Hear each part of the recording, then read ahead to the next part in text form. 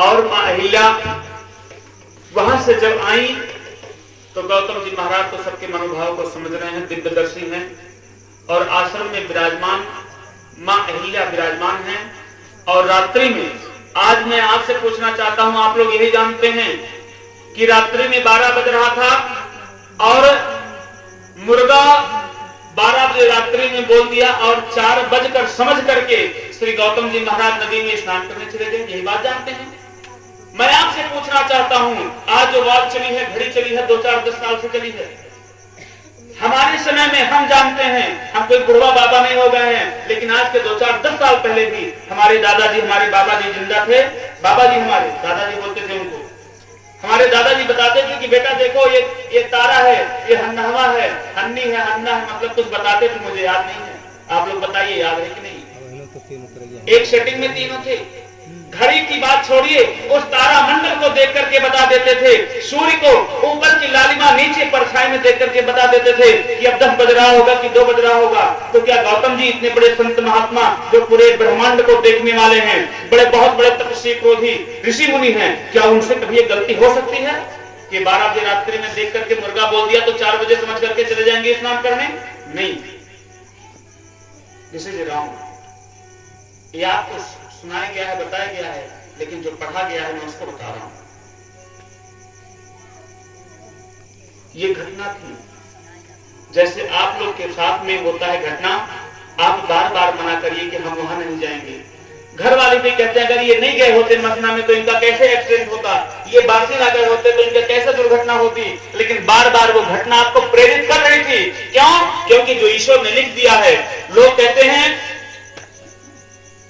विधना के बारे में कि विधना ने जो लिख दी छठी रात के अंक, विधना ने जो लिख गई छठी रात के अंक, राई बढ़े न तिल घटे रहुरे जीव निशन।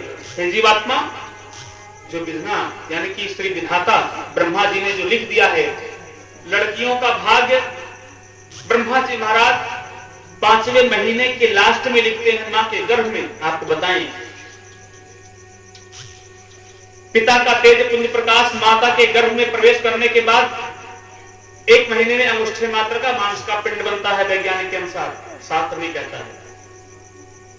2 महीने में छोटे छोटे उसके हाथ पांव रोम के बराबर जमने उगने लगते हैं। 3 महीने में पूरा हाथ पांव आ जाता है। 4 महीने में उसके 3 महीने के लास्ट में हृदय की धड़कन आ जाती है। तभी डॉक्टर्स या डॉक्टर कहते हैं कि अपने गर्भवती उस स्त्री महिला का, बहन भाई बहन का, माता का सबका अल्ट्रासाउंड कराइए कि बच्चा का स्थिति क्या है। 3 महीने में होता कि नहीं होता? 3 महीने में, उसके पहले नहीं। उसके हृदय की गति धड़कन देखते हैं कि हृदय की धड़कन कितने स्पीड से पंपिंग कर रहा है, चल रहा है। शास्त्र भी यही कहता है कि हृदय की धड़कन 3 महीने में आती है। और उसके बाद में 4 महीने तक हृदय की धड़कन पूरा एकदम पावर में आ जाता है, फुल हो जाता है। नेत्र वोत्र सब बन जाते हैं, उंगलियां, फिंगर, बाल अंदर तक हो जाते हैं। 5वां महीना लगता है। 5वें महीने के लास्ट में तब योनि का निर्धारण होता है, जिससे लिंग का निर्धारण होता है कि ये स्त्री है या पुरुष, बालक है कि बालिका।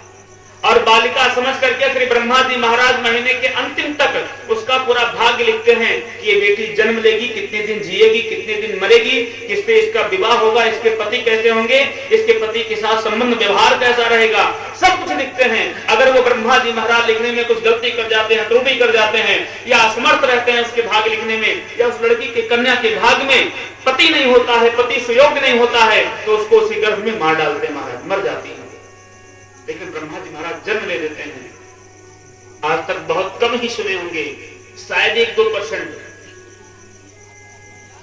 कि बालक में रड़ुआ तो बहुत देखे होंगे, लेकिन कन्याओं में कोई अविवाहित नहीं देखे होंगे, चाहे जैसे हो, लोली लगड़ी अंधी पानी ऐसी भी होंगी।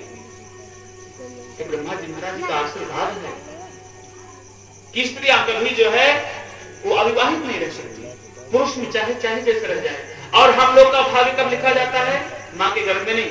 लोग बताते हैं ठीक है आप जानिए, लेकिन कहा गया है कि विधना ने जो लिख दी छठी रात के अंक, छठियारा होता है कि नहीं होता है 6 दिन के बाद। ये सब बड़ी पढ़ाई बात बता रहे हैं, छठियारा के मतलब नहीं जानते हैं कि क्या चीज है क्या नहीं है।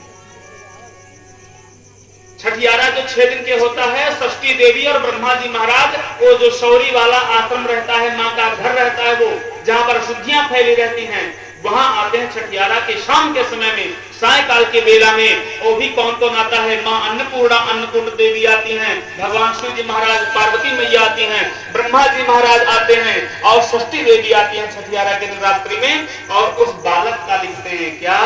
ब्रह्मा जी ने लिख गई छठी रात के अंक, राई बड़े नतल घटे रहुरे जीवन सुन।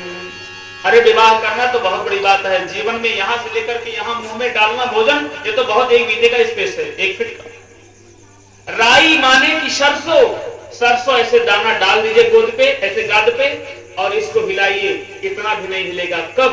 क्योंकि जब ब्रह्मा जी लिख दिए राई बढ़े न तिल घटे, 1 तिल का दाना लाइए, ऐसे रख दीजिए और देखिए कि पीछे आगे हो रखने इतना भी नहीं होगा। ब्रह्मा जी ये भी लिख दिए।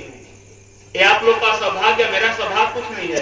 ब्रह्मा जी ने हमारे ऊपर, आपके ऊपर कृपा करके सौभाग्य पहले से ऑलरेडी लिखे थे कि मुझे आपको कथा सुनाए, आप सुनेंगे। ये बात होती है, इसलिए सभी को अपने भाग्य पर निर्भर हो रहना चाहिए महाराज। और उसके बाद में ये बात मैं बता रहा था अहिल्या के उस पे, इंद्र वहां से चल करके आए। तारा मंडल का ज्ञान बहुत लोगों के पास था, हर गंवार व्यक्ति के पास था।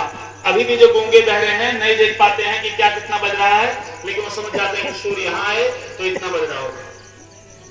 और वो तारा मंडल का ज्ञान रखने वाले गौतम ऋषि महाराज, बिना देखे सब कुछ त्रिकाल दर से देखने वाले, वो बात ये थी कि आपके बेटी और इंद्र जी महाराज जी के मन में वो बात उपज आई थी और वो बजने के कारण वो घटना दिखाया गया। और दूसरी बात आपको बता दें, माँ अहिल्या और माँ तारा और मंदोदरी माँ और द्रौपदी और कुंती, ये 5 लोग महाकन्या हैं महाराज, पंचकन्या। पंचकन्याओं का कभी विवाह नहीं होता। पंचकन्याओं का विवाह चाहे 100 लोगों से हो जाए। द्रौपदी का विवाह कितने लोगों से हुआ था? 5 कन्या, 5 लोगों से, 5 पुरुष से। उसके बाद भी वो शुद्ध हैं।